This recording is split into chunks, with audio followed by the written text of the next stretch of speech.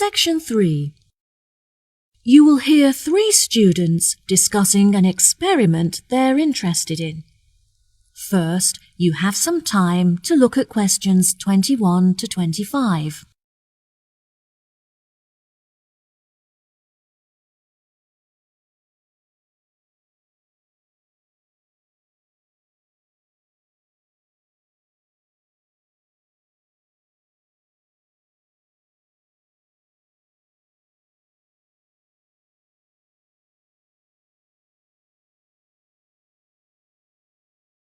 Now listen carefully and answer questions 21 to 25.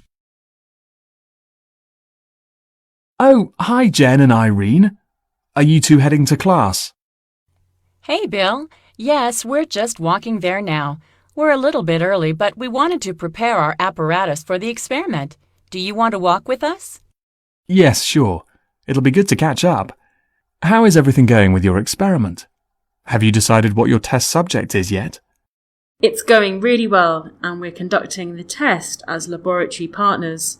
We've decided to test the effects of gravitational force on a series of objects with different densities. It's interesting, but it's a lot of work. I've been planning the experiment for the last 2 weeks, and I only finished yesterday. Gosh, Irene, I'm really impressed by how hard-working you are. I enjoy chemistry so much that it doesn't feel like work. Whenever I have some free time at the weekend, I spend it in the laboratory working on it. It almost feels like a second home to me. How about you, Bill? Who is your laboratory partner? The tutor partnered me with Kim. At first I was worried because I've never worked with him before, and I was worried that he wouldn't be very good at laboratory work. But actually, he's very capable. I've noticed that he's always very well dressed. Yes, he's very stylish, and we share the same tastes in clothes. That doesn't stop him from getting his hands dirty, though. He's a very hard worker and makes a significant contribution, which I'm really grateful for. It's good that you get on well with your partner. It makes the experiment so much more enjoyable when you work well together. What do you think of the other people in our group? A lot of the boys are really good at maths, which is really helpful with all the calculations we have to do. Irene is good at maths as well, which makes her contribution really useful because she can do all the equations. I take care of all the writing because Irene finds that difficult. We'd probably fail without each other's help. That's true. I'm so glad that we're nearly finished. Only because you finished the data analysis. Oh, Jen, you give me too much credit. I'm so glad that I didn't get partnered with Linda again. Jen and I were grouped with her for our last experiment, and it was a nightmare. Yes, she always submitted her work on time for the group work, but she never had her phone on her, so it was impossible for anyone to keep in touch with her and vice versa. Her attitude was pretty annoying, but in all fairness, she was a very hard worker because she realized the amount of work needed to get a high score. Jen is such a hard worker. In fact, she has been invited to work on the professor's personal project. Wow, that's amazing. Well done. Why were you picked? I thought he would pick one of the students that he's closer to, but he told me he was impressed with me because I always complete reading the assignments in time for class. I bet you'll be really popular among the other students when they find out. They'll all want to hear about the project. Before you hear the rest of the conversation, you have some time to look at questions 26 to 30.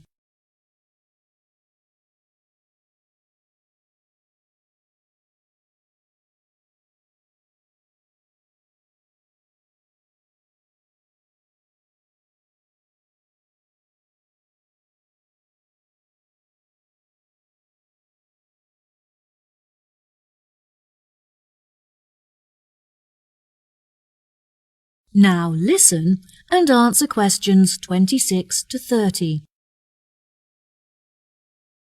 You should give everyone tasks so that they have the opportunity to participate.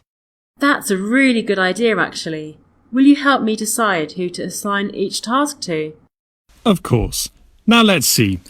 Well, as Irene finds writing difficult, perhaps it would be useful for her to practice that by doing the bibliography. I think the bibliography is a bit long for me. I think I'd be better suited to the methodology. Yes, that makes sense. Bill, you've told us that Kim is a hard worker, so I think he should be tasked with the conclusions, as there is quite a lot of effort involved. OK, sure. I know that Kyle hasn't been feeling well, so he should take care of the abstract and the acknowledgement, because there is very little work to be done for those tasks. Jen, do you want to review some of the literature? It's a lot of work, but I know that you really enjoy writing, so I'm confident that you'll do a good job. Sure, sounds great. Right, so that leaves the bibliography and the discussion to assign. I think that Linda will struggle with the amount of work involved in the referencing, so perhaps I should take care of that task, and she can do the other one? That's great, guys. Thanks for your help. I'll tell the tutor when he arrives. That is the end of section 3. You now have half a minute to check your answers.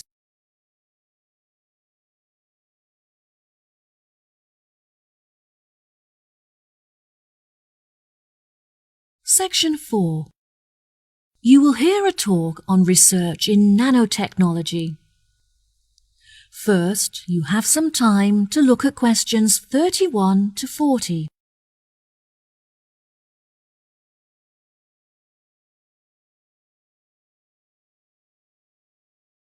Now turn to section 4.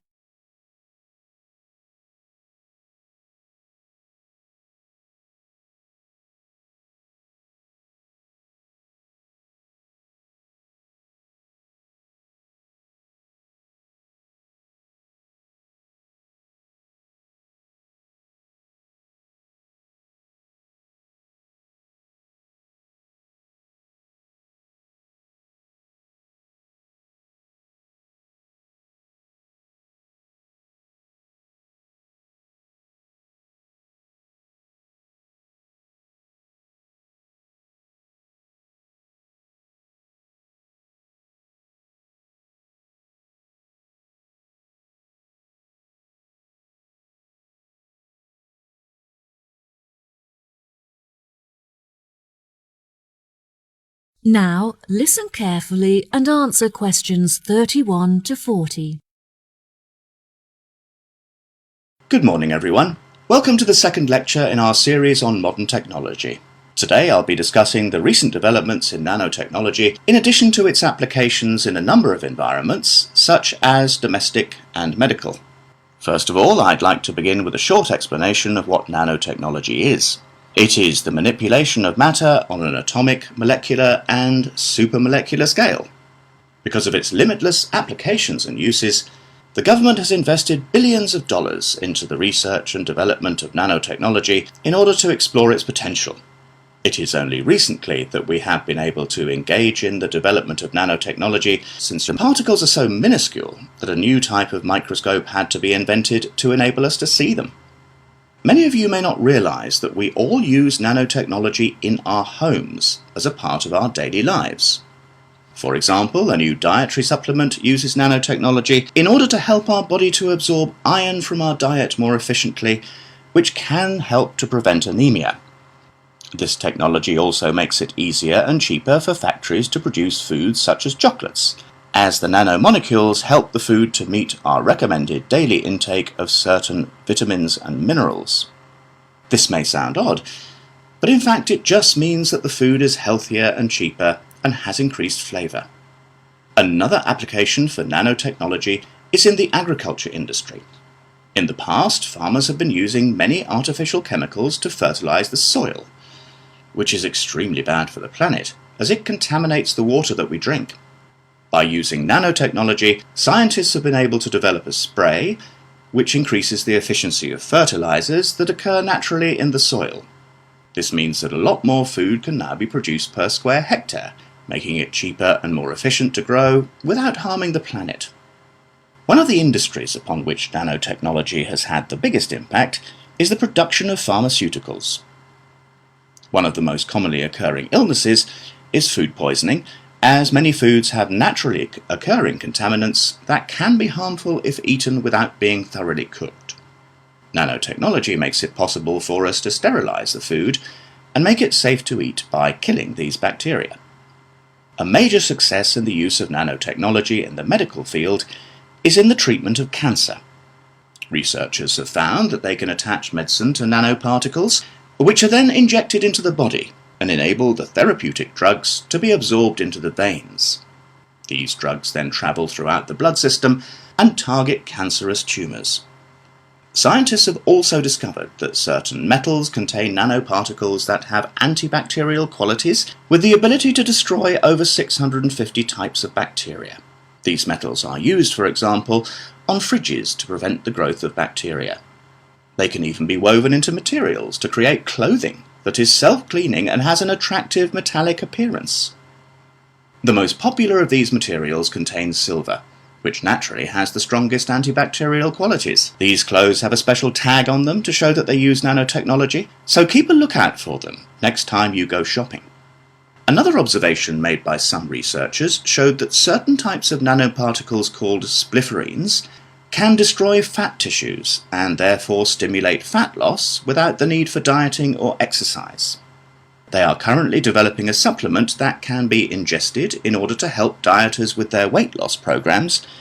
It is predicted that these supplements will be on the market by 2020. I would like to finish today's lecture with a final example of a domestic application for nanotechnology: cosmetics. Nanoparticles are used in many makeups and body lotions, but they have the greatest effect in sun cream. Ultraviolet rays given off by the sun are a serious cause of skin cancer, but the nanoparticles in sun cream protect the skin against the sun by blocking the ultraviolet radiation from entering the body. This is why you must always wear suntan lotion on the beach. Now, I'd be happy to answer any questions you may have. That is the end of section 4. You now have half a minute to check your answers.